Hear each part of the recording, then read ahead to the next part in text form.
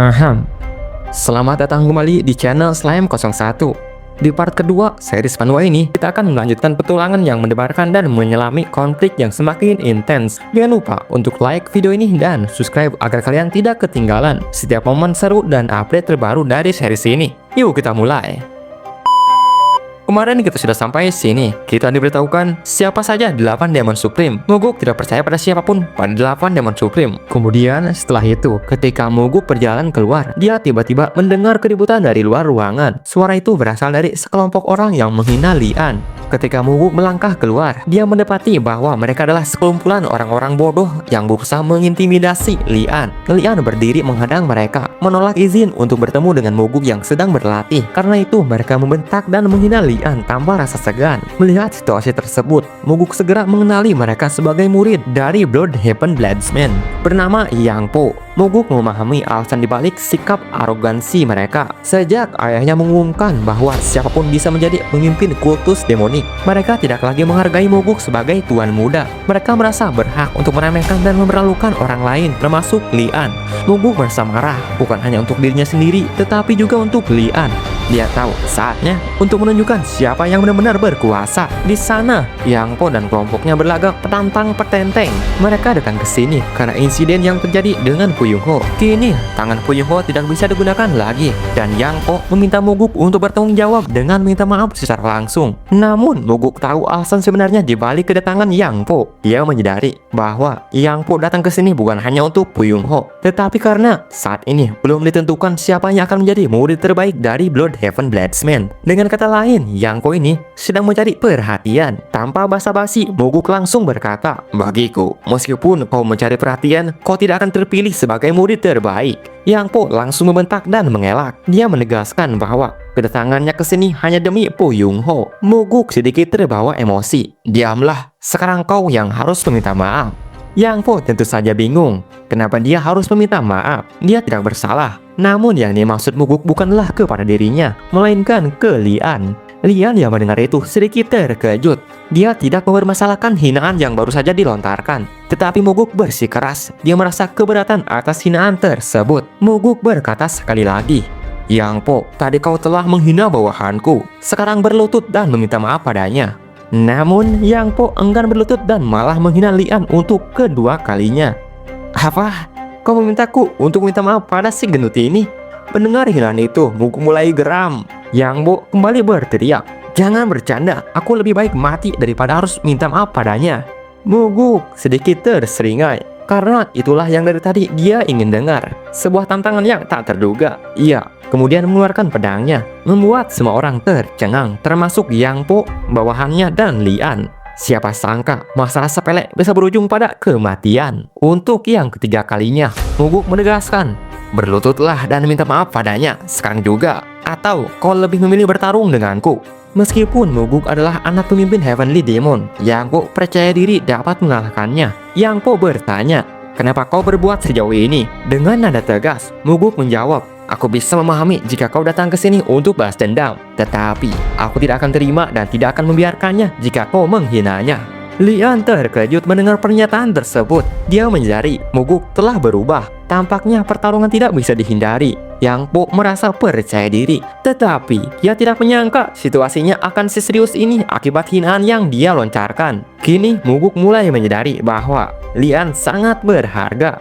Pertarungan dimulai. Yang Po mengeluarkan energi dalamnya. Bawahannya berusaha menghentikannya, tetapi tidak didengar. Sebelum menyerang, Yang Po berkata, "Karena kau putra pimpinan, aku tidak akan membunuhmu, tetapi aku akan memutuskan tanganmu itu." Yang Po mulai ancang-ancang, bersiap menyerang. Lalu dia maju menebaskan pedangnya. Namun sayangnya, dia malah terkena serangan Moguk. Satu serangan membuatnya mati. Anak buah Yang Po ketakutan. Mereka tidak menyangka bahwa Moguk sekejam itu. Meskipun mereka takut, bawahannya tetap berusaha mengancam. "Kau akan menerima konsekuensi dari guru kami atas tindakan ini," ucap mereka. Moguk memberikan tatapan sini seolah mengisyaratkan bahwa dia tidak takut sama sekali. "Beritahu gurumu, tapi jangan melebih-lebihkan apa yang terjadi. Jika berani, kau akan mati besok pagi," ucap Moguk dengan nada mengancam. Setelah itu, mereka pun membawa mayat Yang Po.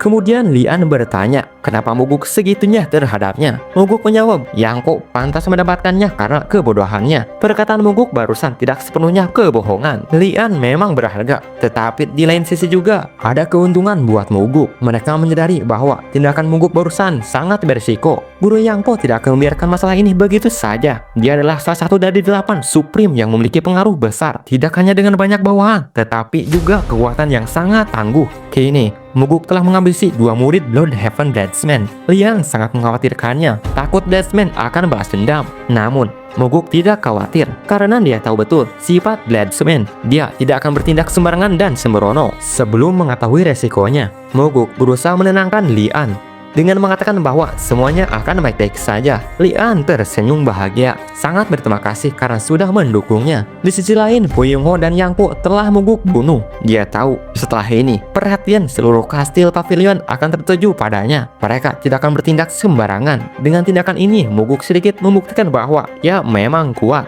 Waktu berlalu, singkat cerita, di malam hari, lagi enak-enaknya memikirkan sesuatu. Di sini sedikit diungkit dulu. Moguk sangat depresi ketika pavilion diserang dan dikatakan jika seandainya dia tidak punya tujuan, mungkin dia akan berakhir bunuh diri.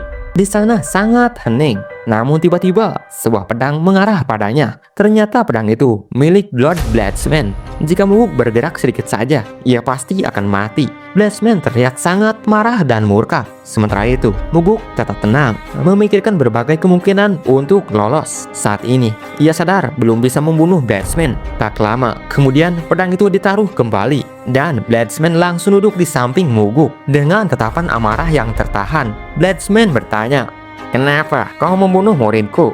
Moguk menjawab, "Aku melakukannya karena perilakunya seperti orang bodoh." Ia kemudian menambahkan, "Apakah kau datang ke sini hanya untuk mencari masalah dengan putra pimpinan?"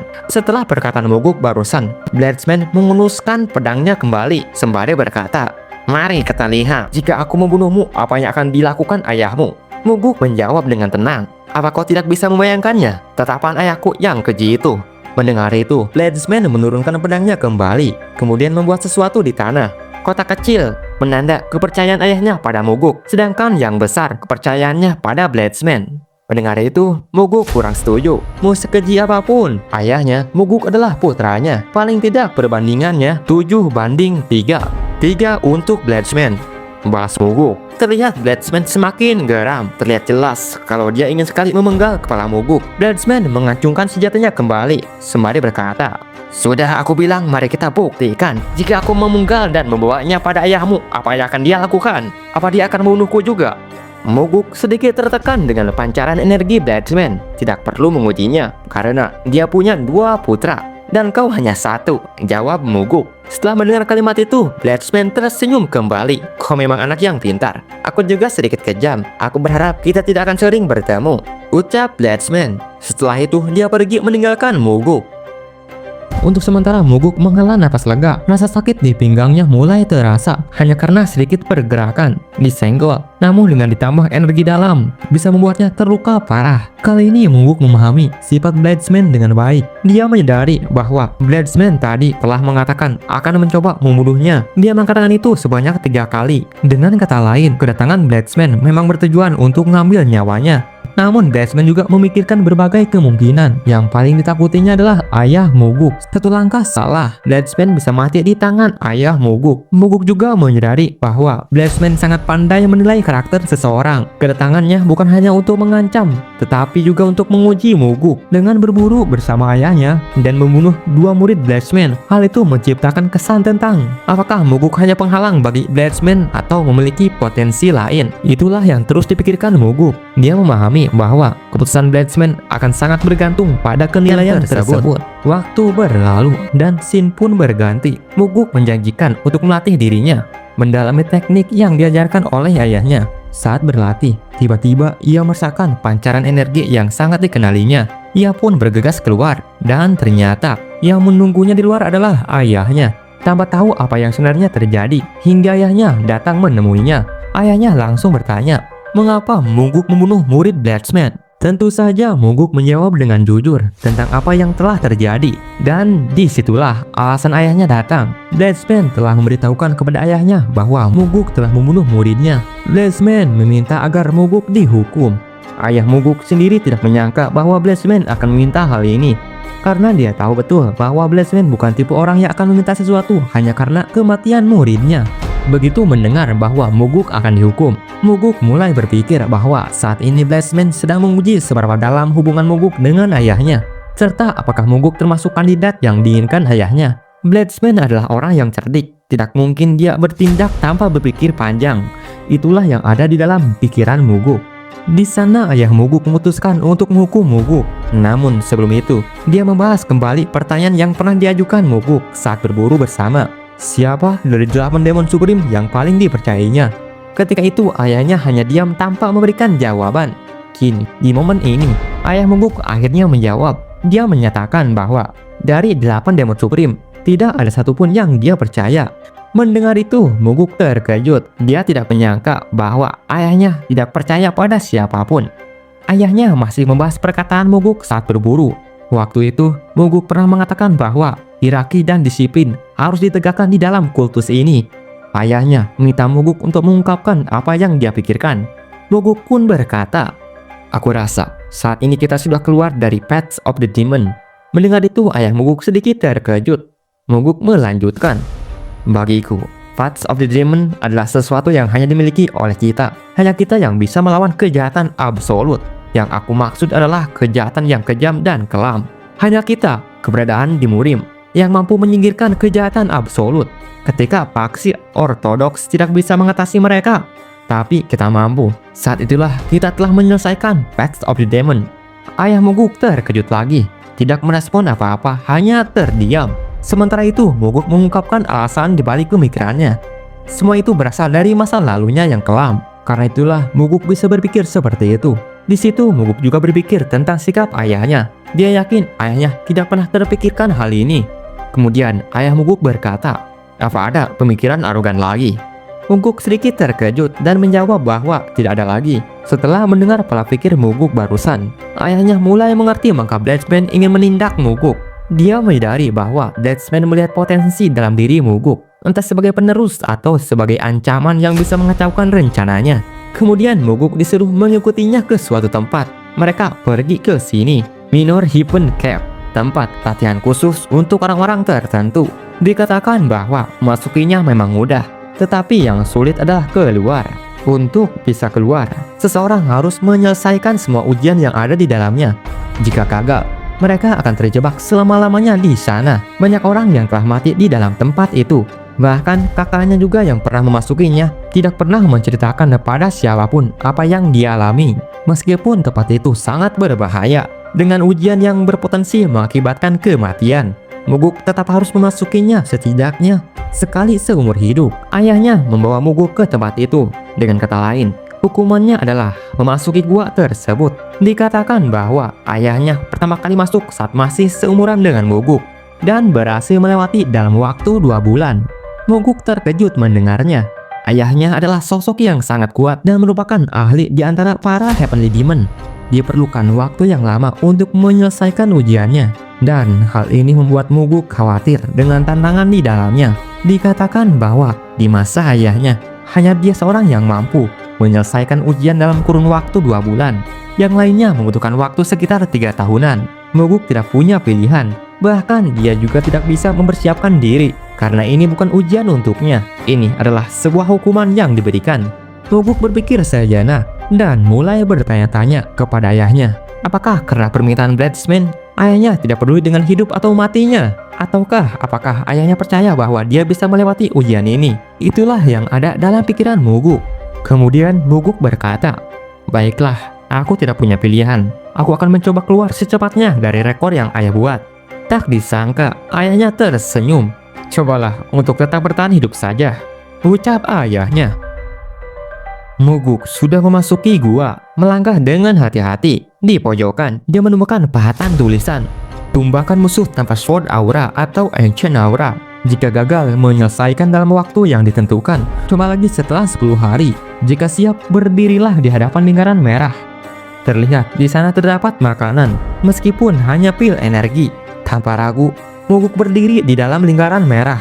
Tak lama, sosok boneka manusia muncul, ditandai dengan garis merah di tubuhnya. Moguk segera menyadari bahwa garis tersebut adalah penanda yang harus ditebas. Dengan penuh keberanian, dia mulai menyerang boneka-boneka itu. 1, 5, 10, 15, 20. Tebasan Moguk dengan tepat. Hanya tersisa beberapa yang harus dilumpuhkan. Namun, waktu terasa hampir habis saat beberapa boneka mulai turun. Untungnya dia berhasil menebas satu boneka terakhir tepat waktu. Moguk berpikir dia sudah berhasil menebas semua boneka. Namun, saat melihat sekeliling, dia menyadari ada satu boneka yang belum dia bereskan. Hanya dalam sekejap beberapa saat, dia hampir gagal. Dengan cepat Moguk mengarahkan serangannya dan berhasil menebas boneka yang tersisa. Napas terengah-engah, namun dia berhasil melewati ujian ini meskipun nyaris gagal. Keberaniannya dan ketepatan waktu mengantarkannya pada kemenangan. Kini dia tahu dia bisa mengatasi tantangan lebih besar di hadapannya. Moguk lega karena dia telah berhasil. Jika gagal, dia harus menunggu di dalam sana selama 10 hari. Moguk melanjutkan langkahnya lagi. Di dinding, banyak yang meninggalkan pesan. Ada yang berhasil setelah 16 kali percobaan. Ada yang sampai 37 kali percobaan. Dan ada yang hanya butuh 6 percobaan. Tidak ketinggalan, ayahnya juga meninggalkan pesan. Dasar orang-orang bodoh. Meskipun tidak ada namanya, Moguk yakin itu adalah pesan yang ditinggalkan ayahnya. Moguk sedikit tertawa karena ketidaksengajaan itu. Sekarang tantangan kedua sudah di depan mata. Tantangan ini terlihat jelas berbeda dari sebelumnya karena banyak pedang terpasang di dinding. Ada 3 penjelasan. Pertama, gunakan pedang yang ada di tembok untuk membelah batu dalam waktu 2 jam. Kau diperbolehkan menggunakan Sword Aura atau Ancient Aura.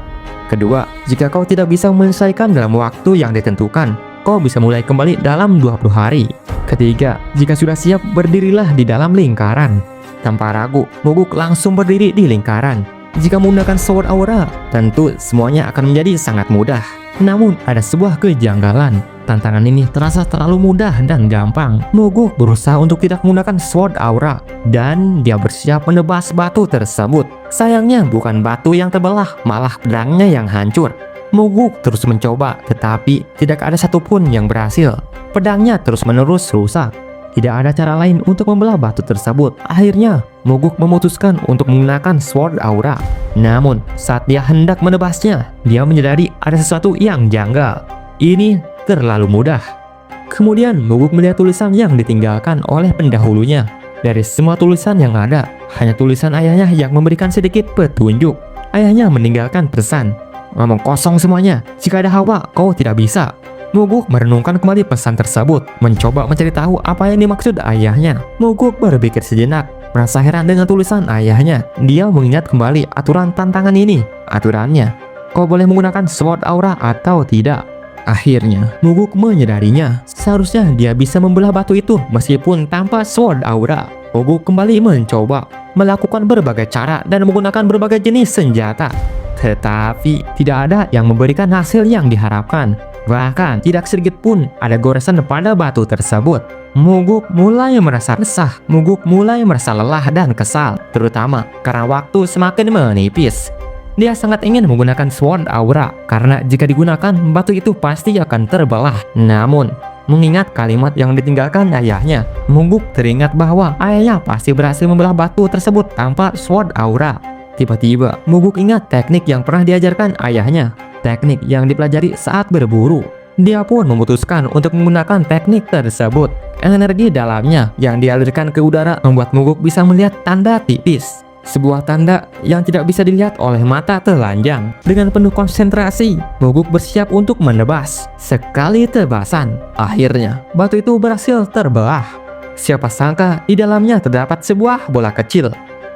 Meskipun ukurannya seperti bola kecil, sebenarnya itu adalah sebuah pil energi. Jika Moguk tadi menggunakan Sword Aura, pil itu pasti akan hancur. Sama seperti clue yang diberikan ayahnya. Jika ada hawa panas, kau tidak akan bisa. Maksud ayahnya, kau tidak akan bisa memakan pil tersebut. Moguk merasa sangat senang. Pil itu adalah hadiah bagi mereka yang berhasil membelah batu tanpa menggunakan sword aura. Dengan memakan pil tersebut, energinya bertambah secara drastis. Dia pun langsung duduk bersila, menyerap dan menyebarkan energi dalam tubuhnya. Setelah beberapa saat, Moguk benar-benar bisa merasakan perbedaannya. Energi yang besar dalam tubuhnya mengalir dengan sangat kuat. Setiap sel di dalam dirinya seolah-olah terisi dengan energi baru, memberikannya kekuatan dan keyakinan untuk menghadapi tantangan berikutnya.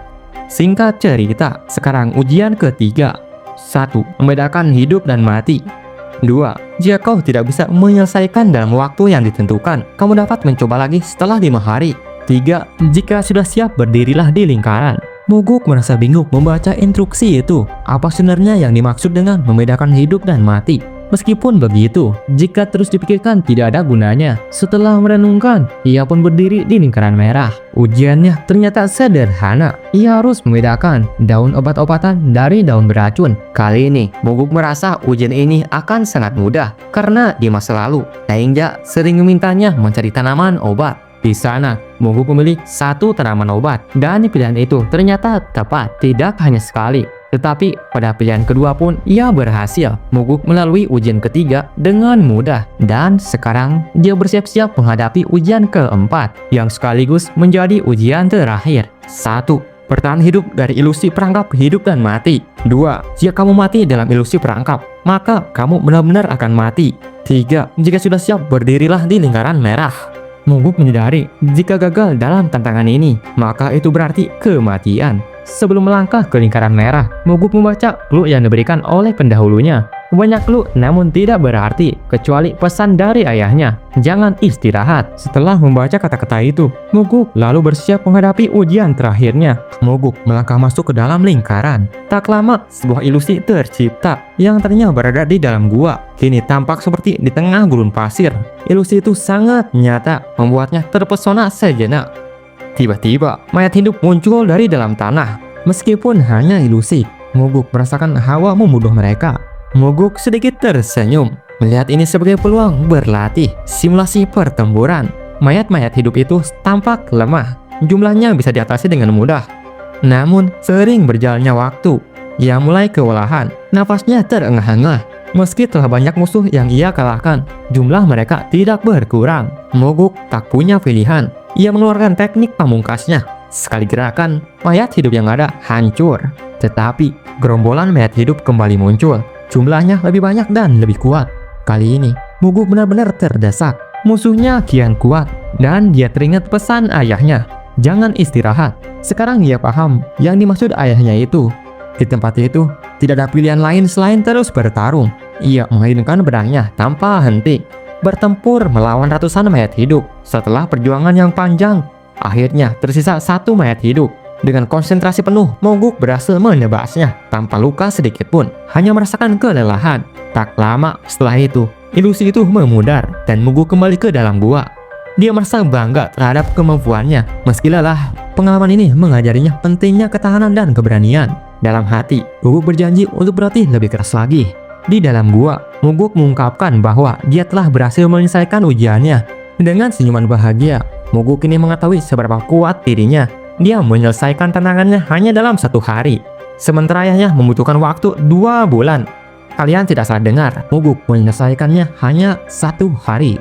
Moguk ingin segera keluar, tetapi dia juga menyadari bahwa jika dia keluar sekarang, seluruh orang di pavilion akan gempar dengan rekor barunya. Hal ini bisa menimbulkan kerusuhan, dan kemungkinan besar lebih banyak orang yang akan curiga daripada memujinya.